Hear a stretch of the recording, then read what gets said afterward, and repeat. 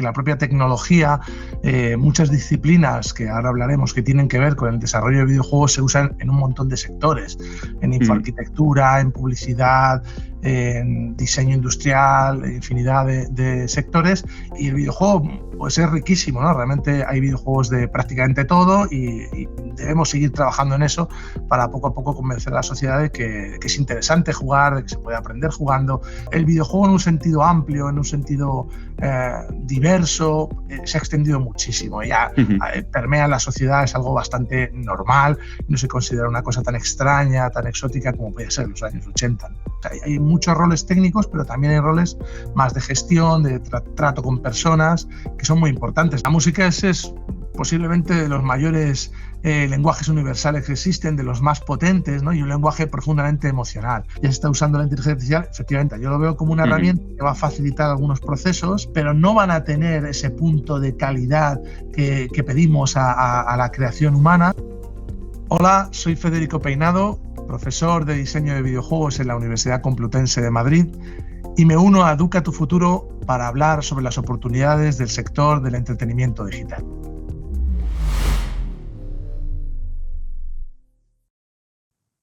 Bueno, pues hoy en Educa tu Futuro venimos a hablar de algo que aparentemente no es demasiado serio, pero que en realidad vamos a descubrir junto con Federico Peinado que sí lo es, el mundo de los videojuegos. Federico Peinado es director del máster en tecnologías en la composición de bandas sonoras y música para videojuegos, director de Narratec Laboratories y profesor en el máster en diseño y desarrollo de videojuegos, todo en la Universidad Complutense de Madrid. Federico, muy bienvenido a Educa tu Futuro. Muchas gracias Jaime. Encantado de estar con vosotros hoy. Bueno, lo comentábamos antes fuera de micro, ¿no? Qué placer poder charlar entre frikis, ¿no? Entre personas apasionadas del mundo de los videojuegos.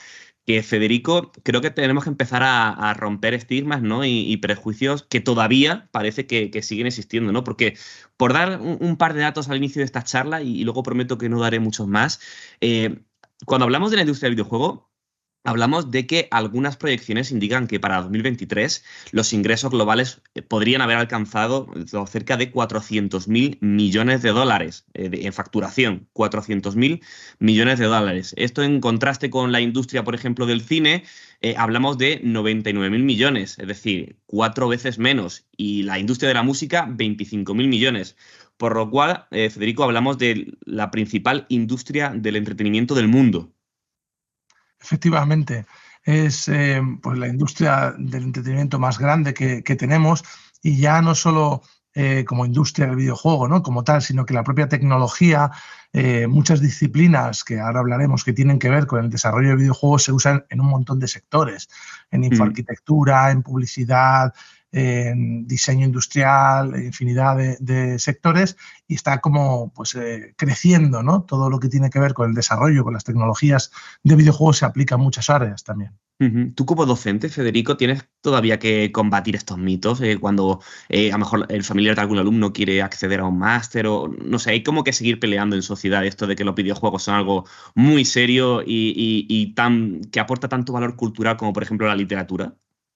Pues te diría que dentro del aula no, porque efectivamente, como has dicho antes, estamos entre frikis, ¿no? Todos los alumnos están muy convencidos de que el videojuego pues, es una forma de expresión que puede ser artística, que es de futuro y de presente. Todo esto, digamos que no hay que convencerles, ¿no? Y de alguna manera los padres hoy día pues, también se dejan llevar por estas ideas y animan a sus chavales a estudiar estas cosas. Pero es verdad que a nivel social no goza el videojuego pues del mismo estatus que pueden gozar otros medios, ¿no? Como puede ser la literatura, por supuesto, pero incluso el cine también, ¿no? Quizá es una cuestión de años, ¿no? De que poco a poco vaya habiendo un pozo, y también una cuestión de hacer un trabajo de los contenidos, ¿no? Que quizá habitualmente se ha asociado mucho o bien videojuego para infantil, ¿no? Para niños, o videojuego violento. Y el videojuego pues es riquísimo, ¿no? Realmente hay videojuegos de prácticamente todo y debemos seguir trabajando en eso para poco a poco convencer a la sociedad de que es interesante jugar, de que se puede aprender jugando, de que se pueden vivir experiencias transformadoras que nos hagan reflexionar sobre quién somos, en fin, ¿no? Que se convierta en un medio con un estatus parecido al que tienen otros medios, ¿no? Culturales. Sí. Efectivamente, porque además en España el perfil del jugador de videojuegos es bastante diferente al que a priori podríamos pensar, ¿no? ¿Cómo es este perfil, Federico? Ayúdanos a entender quién juega videojuegos en España. Pues tradicionalmente es verdad que se pensaba pues, que eran chavales, digamos, ¿no? De a lo mejor adolescentes, principalmente varones, ¿no? Y un perfil como muy concreto que en cierta medida era verdad, ¿no? Es verdad que mayoritariamente pues, era el tipo de personas que jugaban a videojuegos cuando la industria, hablo de los años 80, Sí, pues sí. todavía era una cosa muy pequeñita, ¿no? Comparada con lo que es hoy. Pero a día de hoy es mucho más grande, hay un porcentaje prácticamente está cercano al 50%, ¿no? De hombres o mujeres que conocen videojuegos y una cantidad enorme también de personas en la población que han jugado alguna vez a videojuegos. Sobre todo porque ahora videojuegos, hay multitud de videojuegos casuales, hay videojuegos que no requieren un compromiso ni hace falta acceder a un mundo totalmente distinto del que tenemos en la mano en nuestro teléfono móvil, ¿no? O el que podemos usar en la televisión, en ciertas plataformas, que hoy día ya no necesitamos ni siquiera nosotros tener videoconsola o PC, sino que prácticamente podemos jugar en la nube, con distintas tecnologías. Cada vez es más accesible el videojuego, ¿no? Pero es verdad que sigue habiendo un videojuego a lo mejor más duro, ¿no? Más en herencia de videojuego clásico, y ahí hay un perfil pues que es donde, digamos, sigue poniéndose muchas veces el foco, y es verdad que, pues eso, sigue habiendo a lo mejor mayoría de jugadores que son hombres. La edad sí que ha aumentado bastante, el videojuego es algo caro, ya no es tan fácil, ¿no? de jugar si no Exacto. tienes dinero, si eres más joven. Pero bueno, es verdad que sigue habiendo una rama fuerte, digamos, del videojuego que tiene ese perfil, pero el videojuego en un sentido amplio, en un sentido diverso, se ha extendido muchísimo. Ya permea la sociedad, es algo bastante normal, no se considera una cosa tan extraña, tan exótica como podía ser en los años 80, ¿no? Claro. Federico, tú eres ingeniero informático de profesión, ¿no? Una rama que tiene enormes salidas profesionales en todos lados. ¿Pero qué te hizo decantarte por el diseño de videojuegos o por la docencia también en el mundo del videojuego como modo de vida? ¿Qué fue lo que te enganchó? Pues tuve mucha suerte porque yo terminé la carrera en el año 2002, conseguí una beca para empezar a trabajar en la propia facultad y me quedé, ¿vale? Porque fue lo primero que me salió. Es verdad que me gustaba hasta cierto punto la idea de la docencia, tal. Me quedé y estuve en un grupo de investigación haciendo la tesis doctoral, y en este grupo de investigación en el año 2004 era un grupo de investigación en inteligencia artificial. Yo en principio estaba haciendo mi tesis sobre temas de inteligencia artificial. Y surgen los videojuegos como un espacio donde poder probar de todo, ¿no? Es como un Mm. lugar donde con total seguridad de que no vas a hacer daño a nadie, no vas a hacer nada peligroso, puedes experimentar con multitud de técnicas de inteligencia artificial. Entonces, ese año, pues nosotros empezamos formándonos primero, luego hicimos un curso de verano, y en el curso 2004-2005 lanzamos nuestro máster en desarrollo de videojuegos. O sea que nos volcamos totalmente en videojuegos, y desde entonces, ¿no? Ya llevamos, pues eso, hemos celebrado los 20 años del máster en desarrollo de videojuegos de la Complutense, y yo llevo como que toda la vida, ¿no? Tuve esa suerte de algo que me gustaba a mí, por supuesto. Yo era aficionado a los videojuegos. De hecho, pues mucha gente, de hecho, todavía a día de hoy incluso, mucha gente se acerca a las carreras de informática, al grado en ingeniería informática y similares, precisamente por el interés en videojuegos. Sí. Pero entonces era muy común también, y ese era mi caso. Entonces, de repente decir, oye, ¿por qué no investigamos en videojuegos? Pues vimos la luz, ¿no? Fue como, qué alegría, me parece genial, un campo muy atractivo, muy interesante, y nos lanzamos a ello, creamos este máster, nos fuimos ya cada vez formando más los propios profesores, compartimos. Una cosa que hicimos, vimos muy clara desde el principio, es que esto, donde nos llevaba ventaja, era la industria, ¿no? Que era la que llevaba más tiempo trabajando en esto. En la universidad, a comienzos de los 2000, prácticamente no había nada, ninguna titulación, ningún máster sobre videojuegos. El nuestro fue el segundo, me parece, en España. Y bueno, pues la mitad del profesorado, digamos, venía de la industria, venía de la empresa. Entonces hicimos ahí un Qué match, bueno. mitad profesores de la universidad, mitad de la empresa, y trabajando juntos para formar y también seguir nosotros aprendiendo sobre el videojuego y su tecnología. Bueno, me has abierto ahí un melón interesante, el de la IA y el videojuego, pero bueno, luego llegaremos a él, porque antes quería preguntarte o pedirte que nos ayudes a trazar un poco el mapa de las oportunidades laborales dentro del mundo de los videojuegos, porque justo antes de comenzar la charla decíamos fuera de micro que, hay como cientos de roles diferentes implicados en la creación de un videojuego, ¿no? De uno normalitos, no hablemos ya de un triple A, ¿no? De estos videojuegos con presupuestos enormes. Entonces, ¿cuáles son los principales perfiles que nos encontramos en la industria, Federico? Pues efectivamente, el desarrollo de videojuegos requiere de equipos con competencias muy diversas, ¿no? Es como muy ancho la cantidad de perfiles que pueden dedicarse a la industria del videojuego. Uno inmediatamente piensa sobre todo en puestos técnicos, ¿no? Que Exacto. requieren conocimientos y competencias muy específicas. Y enseguida viene uno la idea del programador, ¿no? La programación. Pues efectivamente hacen falta programadores, ingenieros informáticos en el mundo del videojuego. Pero no solo eso, también hay una cantidad enorme de arte, ¿no? De elementos audiovisuales, todos los que hacen modelos 3D, hacen animaciones o gráficos 2D, ilustradores, los que diseñan sonido, componen música, e incluso existen lo que nosotros llamamos diseñadores, no en un sentido de diseñador gráfico, sino diseñador, los que crean la lógica del juego, los que deciden cómo va a ser el juego, cuáles son las reglas, cómo se van a comportar los personajes. Son como roles muy específicos del mundo del diseño y del desarrollo de videojuegos, ¿no?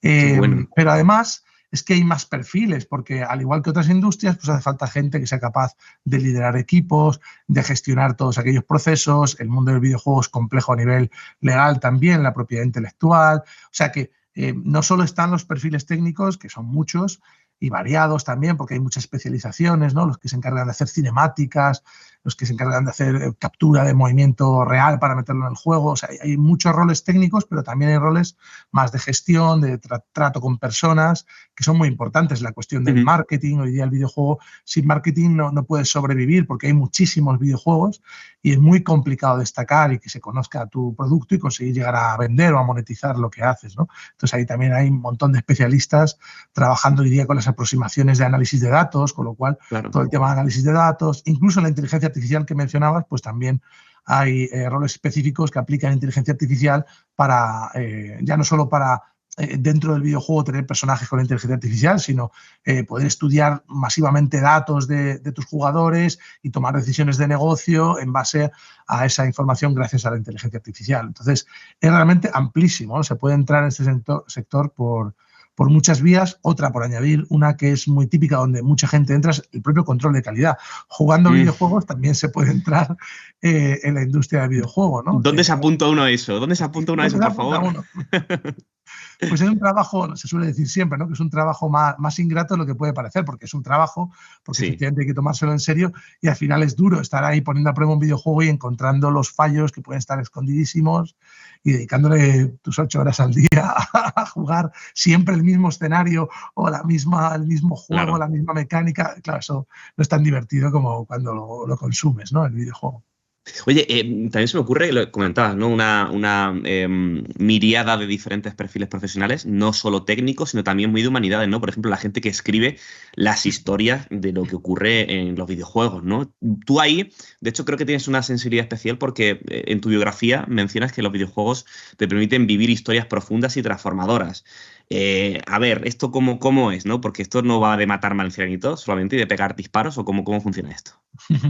Sí, muy buena pregunta. Efectivamente, aunque hoy día en nuestra sociedad parece que la balanza damos mucho más peso a la formación técnica, a la ingeniería, a la programación, estas cuestiones, todas esas herramientas, que al final son herramientas, pues no sirven de nada si no tenemos nada que contar, ¿no? No sirven de nada si no hay ideas potentes detrás, ¿no? Y las ideas, pues al final las ideas son o provienen de mentes pensantes que estén bien formadas, ¿no? Y eso implica tener una formación de humanidades, de filosofía, historia, todos esos elementos. Decía Chris Crawford, que es un conocido diseñador de videojuegos, que para ser diseñador de videojuegos hay que saber de todo eso, de historia, de filosofía, de biología, de todo absolutamente, ¿no? Y efectivamente, pues hay escritores que tienen ese perfil y lo que hacen es pensar buenas historias potentes, interesantes, igual que en cualquier otro medio, que se desarrollan en videojuegos. Psicólogos incluso, que ayudan a decidir cómo tiene que ser el juego para provocar las emociones que yo busco, para conseguir captar el interés. O sea que también hay perfiles así trabajando, ¿no? Yo personalmente me interesa mucho el videojuego narrativo, lo que hacemos en Narratec, ¿no? En nuestro grupo de investigación, porque creo que es una manera nueva de contar historias. El ser humano siempre ha historias, ¿no? Pero es una manera nueva porque nos permite entrar dentro de las historias, formar parte de ellas, interactuar con los personajes, tomar decisiones, que normalmente, pues hasta ahora las historias eran un poco más pasivas, había cierta interacción, ya Exacto. los trovadores, los bardos, ¿verdad? Te contaban la historia y había posibilidad de intervenir de alguna manera, o ellos adaptaban la historia al público, siempre se ha hecho. Pero ahora es brutal, ¿no? Realmente prácticamente me siento como si estuviese dentro de ese mundo de ficción, tomando mis propias decisiones, eligiendo mi camino, encontrándome unas aventuras u otras según lo que hago, y esa manera nueva de explorar historias pues tiene que ponerse al servicio del ser humano, tiene que ponerse al servicio de todos, tiene que ayudarnos a hacer el mundo mejor, ¿no? Y cambiarnos a nosotros mismos. Y en eso estamos, ¿no? Qué interesante porque además lo que comentas, ¿no? El tema de meterte, ¿no? Zambullirte en la historia, que también entiendo que pasa por elementos como la música, ¿no? Y aquí también tú, como codirector del máster en tecnologías de la composición de bandas sonoras y música para videojuegos, creo que es fundamental, ¿no? Que un videojuego, ese diseño sonoro y esa música acompañen a la experiencia, ¿no? ¿Cómo de relevante es? Cuéntanos un poco sobre esto, que parece como Pues que es una cosa asidua, ¿no? claro, pues la música es posiblemente de los mayores lenguajes universales que existen, de los más potentes, ¿no? Y un lenguaje profundamente emocional.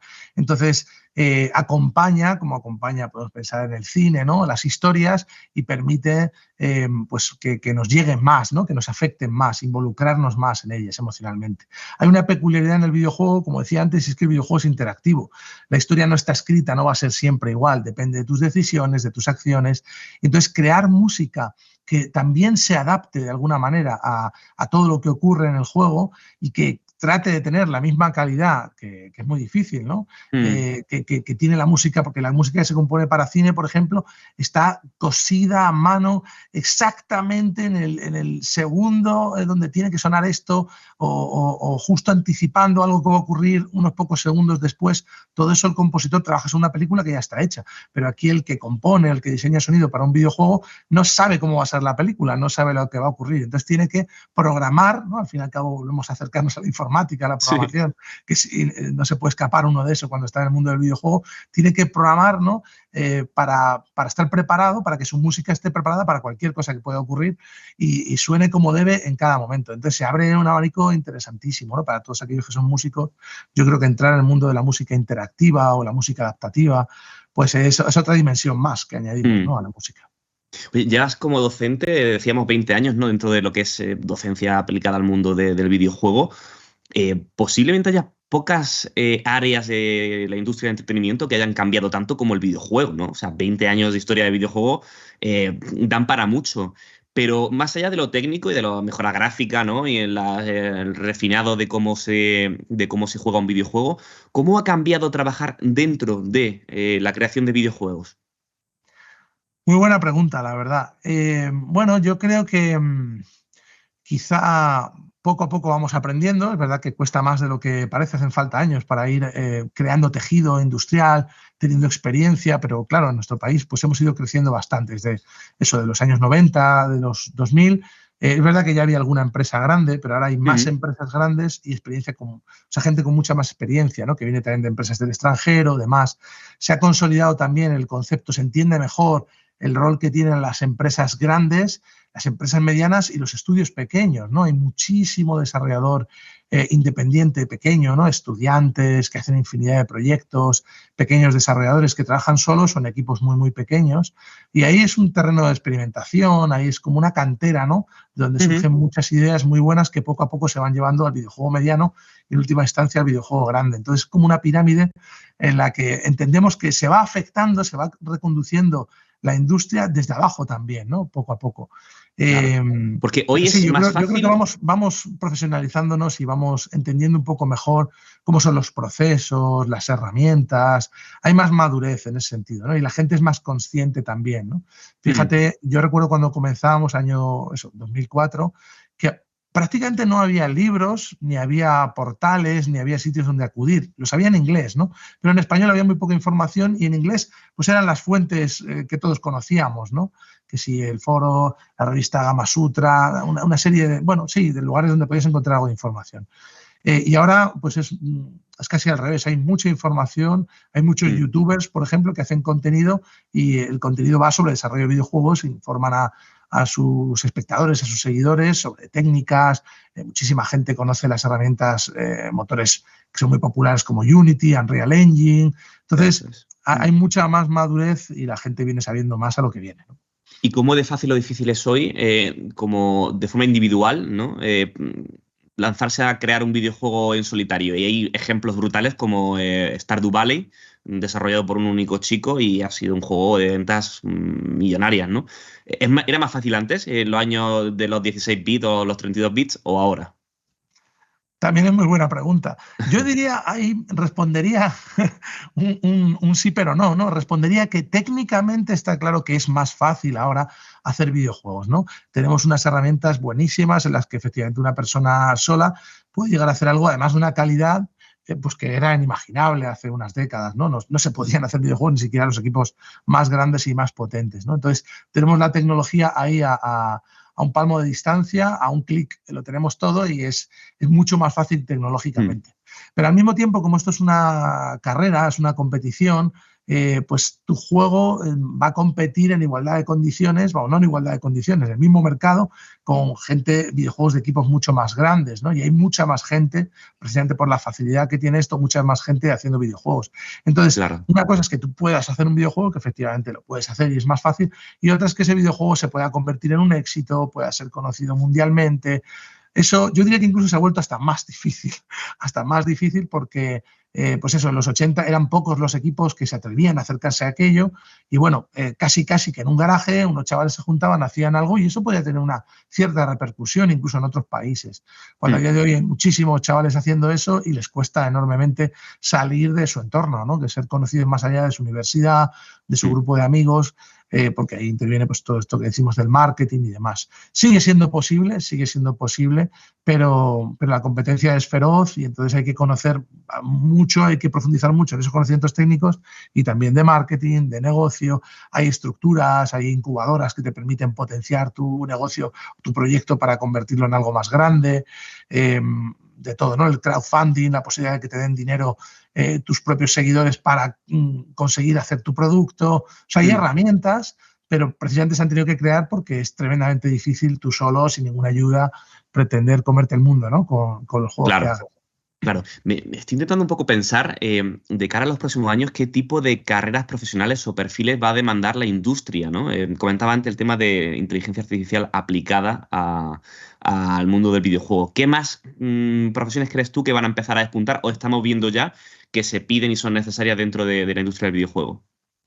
Pues yo diría algunos consejos, ¿no? No conozco el futuro, ¿verdad? Ninguno sabemos cómo va a ser, pero muchas veces aparecen nuevas tecnologías y puede ser interesante conocerlas, ¿no? Adelantarnos un poco, por ejemplo, la realidad virtual, ¿no? O realidad aumentada, o que es verdad que ellos llevan unos años con nosotros, pero todavía no hay tanta gente que se especialice en ello, ¿no? Comentaba el otro día con algunos compañeros cómo la gente que ha cogido de repente un ordenador Mac y ha aprendido a programar para iOS, ¿no? Para iPhone, para iPad, pues tiene una ventaja competitiva porque se ha metido una tecnología que sin llegar a ser una cosa desconocida, pues tiene una inversión, un esfuerzo, ¿no? Económico y de tiempo, pues aprender a programar en esos, para ese hardware, ¿no? Para esos aparatos, y luego tiene su recompensa. Entonces, aventurarse a probar tecnologías, a conocer lo nuevo que sale, yo creo que es interesante porque te puede dar esa ventaja competitiva de conocer una herramienta, un lenguaje, una tecnología que todavía no es muy conocida, ¿no?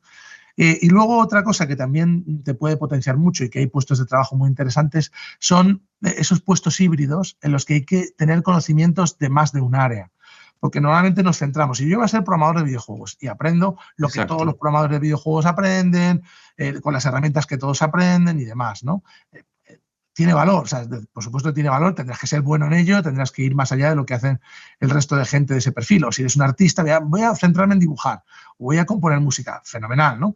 Pero esos perfiles que combinan, por ejemplo, el artista técnico que llaman, que son eh, son informáticos, de alguna manera tienen conocimientos de programación, pero están especializados en crear herramientas y en ayudar tecnológicamente a los artistas. Entonces, tienen que conocer el mundo del arte, pero tienen que conocer el mundo de la programación, de la informática, para poder hacer esas herramientas, ¿no? O los que hacen efectos visuales, ¿no?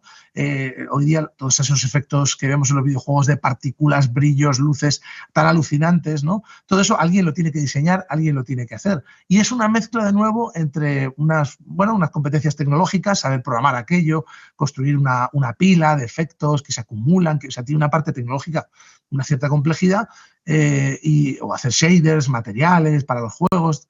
Y tiene una parte artística, inevitablemente, porque, claro, se trata de que esas luces, esos brillos, esas partículas sean bonitos Claro. y tengan el efecto que se busca en el juego. Y eso hace falta una sensibilidad artística. Entonces, todas esas personas que buscan esos perfiles son muy valorados en la industria, porque hace falta gente que hable, ¿no?, distintos idiomas para poder hacer un videojuego. El arte y la tecnología se tienen que entender, y si tú eres esa persona que tiene conocimientos de ambos mundos, puede ser muy valioso en un equipo. Y bueno, entonces tú recomiendas que, aunque tengas muy claro qué te gustaría ser, por ejemplo, el que crea los escenarios, ¿no?, de un videojuego, aunque tengas muy claro que quieres especializarte ahí, también debes de tener mucho conocimiento del resto de áreas, ¿no?, para poder entrar en la industria. Sí, de hecho, crear tus juegos pequeños solo, pequeños juegos para aprender como parte del aprendizaje, pues es muy útil para eso, también para conocer otros roles. Nosotros lo hacemos en el grado en desarrollo de videojuegos de la Complutense y en muchos otros grados se hace eso, ¿no? Tener asignaturas, aunque en nuestro caso principalmente el perfil que nosotros formamos es una facultad de informática, son programadores de videojuegos principalmente, pero ellos también estudian diseño de videojuegos, estudian arte, 2D, 3D, animación, incluso negocio, para conocer sobre cómo funcionan los modelos de negocio, el marketing, porque necesitan tener esa comunicación con otros perfiles. Entonces, es muy bueno no aislarte, ¿no? Que luego en la industria, cuando se montan equipos enormes, muy a menudo se especializan, se hiperespecializan, ¿no? Entonces, el que hace animaciones solo hace animaciones, o el que diseña modelos 3D solo hace modelos 3D, además de vehículos, a lo mejor, está especializado en eso. Bueno, la especialización es importante, pero al principio, cuando uno está buscándose, ¿no?, encontrando dónde puedo ser útil, conocer distintas áreas, yo creo que tiene mucha utilidad, es valioso. Y sí o sí habrá que saber de inteligencia artificial, ¿no? Esto es ya una cuestión obligatoria y la pregunta es obligada, ¿no? ¿De qué manera incide ya a día de hoy la inteligencia artificial y cómo prevés tú que va a incidir, ¿no? Y pongo un ejemplo muy loco, ¿no? Bueno, no, o no tan loco. Me ha parecido leer por ahí que ya hay estudios que intentan integrar ChatGPT con sus videojuegos para que cuando tengas conversaciones, esas conversaciones se generen en tiempo real. No sé si esto está pasando ya o es una idea a futuro. ¿Cómo ves tú toda esta implementación? Bueno, pues con la inteligencia artificial pasa algo muy curioso, ¿no? Y que es un término cuya definición va variando con el tiempo, ¿no? Lo que parecía inteligencia artificial en los años 50, hoy día nos parecen viejas calculadoras, ¿no?, que no tienen Sí. mucho que aportar, ¿no? Entonces, es un término que va evolucionando. Y en la industria del videojuego siempre se ha hablado de inteligencia artificial, la manera clásica de hablar de inteligencia artificial era el comportamiento de los personajes, ¿no? Porque ahí hay algo que parece inteligente, que son una serie de personajes que hacen cosas y demás. Eso es inteligencia artificial, pero es verdad que se usa, digamos, internamente técnicas que son muy clásicas, que ya en los años 60, 70 se desarrollaron y vieron que funcionaban y se siguen usando, ¿no?, a día de hoy. Y luego está la inteligencia artificial que vivimos ahora, lo que entendemos por inteligencia artificial ahora, que es esta revolución que está habiendo, ¿verdad?, con las redes neuronales, el aprendizaje profundo y estos grandes modelos de lenguaje como GPT, ¿no?, que lo que están permitiendo pues es algo asombroso, ¿no? Es que las tareas que resuelve la inteligencia artificial son enormes, son muy complejas, te pueden traducir, te pueden responder cualquier pregunta, ¿no? Digamos que casi es como si hubiésemos conseguido coger Internet entero, que ya lo teníamos, y era una herramienta potentísima, ¿verdad?, con los buscadores, y comprimirlo, ¿no?, para Eso tenerlo es. un Internet de bolsillo, ¿no?, en el que yo pregunto cualquier cosa y de manera razonablemente exitosa, pues es capaz de combinar información de toda la que tiene y dar respuestas plausibles y ayudarnos o generar contenido, incluso imágenes, vídeos, que son bastante útiles. Entonces, en el tema ¿no?, de la inteligencia artificial actual, la revolución que estamos viviendo, igual que yo pienso que la inteligencia artificial está afectando a muchos sectores, también está afectando al videojuego, ya se está usando, pero es verdad que hay que verlo, yo ahí soy cauto, ¿no?, quizá porque ya llevo muchos años en esto, hay que verlo como una herramienta. Yo lo veo como una herramienta que va a facilitar algunos procesos, que va a permitir agilizar muchas cosas, pero, por ejemplo, hay hay un gran rechazo desde el mundo del arte en general al contenido generado por inteligencia artificial, ¿no? Entonces, por parte de los jugadores, de los propios desarrolladores, se está muy en contra de que, oye, ahora no se trata de que sustituyamos a todos los empleados humanos y que todos los gráficos, todo el texto, todas las animaciones que tenga un videojuego sean generados por inteligencia artificial. Claro. Porque eso sería perder la esencia artística, ¿no? La inteligencia artificial es una herramienta muy buena y puede generar unos productos que pueden ser útiles, pero no van a tener ese punto de calidad que pedimos a la creación humana, ¿no? Y no van a tener como ese alma, ¿no? Eso que tiene el artista que impregna su obra. No quiere decir que no se vaya a usar, yo estoy convencido que se va a usar y cada vez más, pero es eso, como una herramienta que ayude a los artistas a poder generar contenido de manera mucho más rápida, más eficiente. Y sí, se está usando ya. Ya se está usando la inteligencia artificial. Efectivamente, incluso a nivel narrativo hay juegos que plantean que cuando te encuentres con un personaje no jugador, pues estés hablando con ChatGPT, ¿no? Y puedas tener una conversación en torno al mundo del juego y todo esto. También la inteligencia artificial tiene un punto, esta inteligencia artificial de las redes neuronales, de impredecible, de falta de control, que a la industria no le gusta. La industria está acostumbrada a tecnologías de los años 60, 70 que son plenamente fiables y aún así es difícil, los juegos siguen saliendo con bugs, sigue habiendo fallos, ¿verdad? No es nada fácil controlar las cosas que ocurren en un videojuego, pues mucho menos introducimos esta tecnología. Entonces, bueno, sí, que nos apoye de alguna manera, que a ver cómo nos servimos de ella, pero no vamos a hacer que ahora los juegos dependan enteramente de la inteligencia artificial porque no nos fiamos, son imprecisas por definición estas redes y hay que tener un control de lo que ocurre en el juego, ¿no? Claro, esto me recuerda a esa polémica que ha habido recientemente con videojuegos que han implementado lo que se llama la creación procedural de mundos, ¿no? Es decir, dice, vale, por no decir marcas, no en concretas, pero bueno, videojuegos que te permiten explorar el universo y dice, no, puedes explorar toda la galaxia, son billones de planetas, ¿vale? Pero nadie ha diseñado ese planeta, se ha generado aleatoriamente, además siguiendo unos patrones que cuando has visto 50 planetas los has visto prácticamente todos, ¿no? ¿Hasta qué punto suma eso a la calidad del producto final? ¿No? Muy buena, o sea, muy buena apreciación, porque esto de la generación procedimental lleva existiendo hace mucho tiempo. Hay un juego que se llama Rogue, de hecho ahí viene... Claro, los roguelike, ¿no? Y los roguelike son como Rogue, ¿no? Que es del 80, ¿no? Exacto. O sea, 80, 83, de los años 80, ¿no? Entonces, esto ha sido algo, principalmente a los tecnólogos, que nos apasiona, ¿no? La idea de, oye, y si en lugar de tener que hacer yo a mano todo el contenido de mi juego, lo pudiese yo generar con algoritmos y con programación, o sea, que lleva existiendo mucho tiempo. Es verdad que no se usaban las técnicas de redes neuronales que tenemos hoy día, ¿no? Redes neuronales artificiales. Se usaban técnicas de las clásicas, de las que eran infalibles, ¿no? Que sabíamos cómo funciona, estaban perfectamente controladas y generaban contenido, ¿no? Y a día de hoy, efectivamente, hay juegos que te hablan de generación de galaxias enteras, de planetas enteros, de mazmorras enteras. Bueno, entonces, ¿por qué se siguen creando niveles a mano, ¿no? Cuando ya tenemos una tecnología que no es la nueva de la inteligencia artificial, que es la vieja, que ya lo hacía, ¿no? Pues por eso, ¿no? Porque se pierde esa sensación. En muchos juegos se usa, por eso digo que se va a usar la inteligencia artificial, igual que se está usando ahora, porque es útil generar conocimientos, generar contenido procedimentalmente. Pero, por ejemplo, los juegos roguelike, que usan mucho eso, la gracia del juego no está tanto en toda la combinatoria, que por supuesto ayuda, hace que el juego tenga más vida, sino que hay un diseñador detrás que ha pensado, vale, según tú vas a recorrer escenarios que sí, que son novedosos, son variantes, son cambiantes, yo voy a introducirte estas mecánicas en este orden preciso. Entonces, hay una mente maestra de un artista que sabe hacer aquello divertido, ¿no? Se sirve, digamos, de la inteligencia de generación procedimental de contenido para tener más contenido hasta cierto punto, pero no consigue que el juego sea infinito y que no nos cansemos nunca de él. Claro. Y es divertido porque hay una mente detrás, un diseñador que lo ha hecho divertido. Pasará lo mismo con esta inteligencia artificial, yo sospecho. Seguramente será brutal la cantidad de contenido y la precisión, ¿no? de lo bueno que va a ser el contenido que vamos a tener en los juegos, pero va a seguir haciendo falta una mente maestra, alguien que controle aquello, un artista que sepa cómo aprovechar todo ese poder, ¿no? Y convertirlo en algo divertido, y los juegos seguirán siendo finitos. No vamos a quedarnos en un videojuego eternamente atrapados, por más que la industria lo intente, ¿no? Como hay todos juegos de estos, ¿no? Juegos como servicio que están teniendo mucho éxito. Exacto. Y bueno, pues sí, es lo que todo el mundo quiere, ¿no? Conseguir un producto maravilloso que le encante a la gente y que durante décadas estén enganchadísimos a él. Pero esto sigue costando a día de hoy mucho esfuerzo humano, mucha creatividad, y va a ser así siempre, yo creo.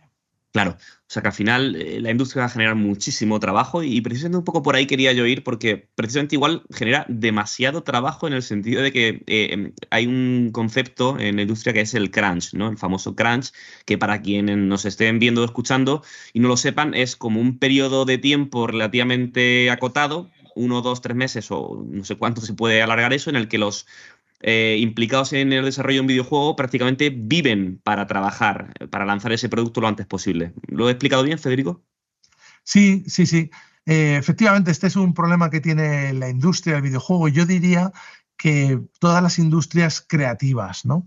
Esto hay si me permites, ¿no? Que comente una anécdota que aparece en un libro de ingeniería realmente, de Sí, Frederick sí, Brooks, claro. en el que pone el ejemplo, ¿no? De cómo, digamos, hay procesos creativos que por más que uno quiera acelerarlos, no lo consigue, ¿no? Y él ponía el ejemplo de si realmente funciona la ley, digamos, de la persona mes, ¿no? Entendemos de manera intuitiva que si tenemos que hacer un trabajo y una persona le lleva 3 meses, si yo contrato a 3 personas, puedo hacer ese mismo trabajo en un solo mes, ¿no? En principio, si poner ladrillos parece razonable. Oye, a esta persona le va a llevar 3 meses, vamos a contratar a 3 y en un mes tenemos todos los ladrillos puestos, ¿no? Dice, esto no funciona así con los procesos creativos. Y él lo compara como si pretendes contratar a 9 mujeres a la vez para que tengan un niño en un mes, ¿no? Y es como, esto no funciona así, ¿no? El proceso tiene su manera natural de desarrollarse y necesitas 9 meses para poder tener un niño, ¿no? Pues es como pretender hacer algo parecido, ¿no? Tratar al videojuego como un ladrillo, como una pared de ladrillo, que simplemente es cuestión de añadir más y más gente, no funciona. Entonces, cuando hay fechas de entrega, cuando hay limitaciones de producción, pues se hacen todos los esfuerzos posibles. Y claro, lo que se hace es o añadir a más gente o ampliar las horas de trabajo, Hmm. y lo que consiguen muchas veces es quemar a los trabajadores, es hacer que mucha gente se vaya de la industria porque no soporta esa presión y estar trabajando 7 días en semana, 10 horas al día, 12 horas al día. Claro. Esto al final lo rompes, ¿no? Cuando intentas forzar ese proceso y hacer que el proceso creativo funcione como si fuese esto una máquina, lo rompes, ¿no? Entonces, eso yo creo que pasa en todas las industrias creativas y especialmente en el videojuego. Requiere su tiempo por todo esto que decíamos. La inteligencia artificial lo facilitará, las nuevas tecnologías, herramientas como Unity, Unreal, claro que lo hacen todo mucho más rápido, pero se nos sigue pidiendo siempre que sorprendamos, que demos Hmm. algo más, que hagamos algo distinto a lo que ya hemos visto, y eso es creatividad, y la creatividad requiere un tiempo, unos procesos, ¿no? Entonces, bueno, pues es un problema grave, efectivamente, ¿no? En la industria, pero que yo creo que esa madurez de la que hablaba antes, en parte es empezar a entender esos procesos, ¿no? Empezar a entender que las cosas necesitan su tiempo, que hay que formar a la gente debidamente, que hay que dejar respirar a los creativos para que puedan tener ideas, para que las puedan probar, para que... Entonces, cuando alguien más maduro lleva una empresa, ¿no? Un conjunto de directivos más maduros entienden eso, saben cómo funciona y se respeta, ¿no? Es Ujú. verdad que es difícil. Todos, yo creo que si hemos hecho alguna vez alguna tarea creativa, nos encontramos con ese último apretón en el que, bueno, pues siempre podría uno hacerlo mejor, ¿no? Y siempre lo quiere hacer mejor. Entonces, si me quedo esta noche, lo termino y puedo conseguir pulir este detalle y tal, siempre va a haber esa tentación. O sea, es algo que en todo proceso creativo vamos a tener esa tentación, pero tenemos que ser capaces de hacerlo compatible con un trabajo razonable, Sí. con dejar que la gente pueda envejecer, digamos, ¿no? En sus trabajos y aprovechar esa madurez y no exigirles un ritmo de vida que incluso hasta a los jóvenes les quema y les agota, pues mucho menos a personas mayores. Queremos tener personas ya con una cierta edad, con una cierta experiencia en las empresas. Entonces, no podemos tener un ritmo salvaje de donde quememos a Ujú. los empleados, ¿no? Hace falta esa madurez de entender que es un sector creativo y tiene que funcionar de otra forma. Pues por un poco por cerrar la charla contigo, Federico, animando, ¿no? A aquellas personas que estén interesadas en el mundo del videojuego, pues no sé si reflejar 2 o 3 ideas que animen, ¿no? A que alguien explore como carrera válida, pues desde lo que decíamos, desde la parte más técnica hasta la parte más creativa, ¿no? ¿Cómo podríamos cerrar esto para animar a la gente a que se meta en la industria del videojuego? Bueno, yo empezaría diciendo lo que has dicho tú, ¿no? Que es una industria apasionante, ¿no? Si el videojuego te parece un medio donde se pueden expresar un montón de ideas, vivir emociones, bueno, pues si de alguna forma te ha tocado, ¿no? Este medio y te apasiona, pues seguramente te apasione también acercarte al mundo del desarrollo, que es verdad que, ojo, es un mundo muy técnico en el que hay que estudiar, en el que hay que formarse. Es duro porque al final trabajas muchas horas delante de un ordenador, también hay colaboración de equipos, tal, pero bueno, es un trabajo técnico potente, difícil, pero muy atractivo, ¿no? Yo creo que la gran recompensa que tienen las personas que se dedican a esto, y tenemos experiencia de muchos alumnos que han pasado por nuestros grados, por nuestro máster, es esa sensación, ¿no? Cuando reciben las críticas, los comentarios de la gente jugando a los juegos que ha hecho, ¿no?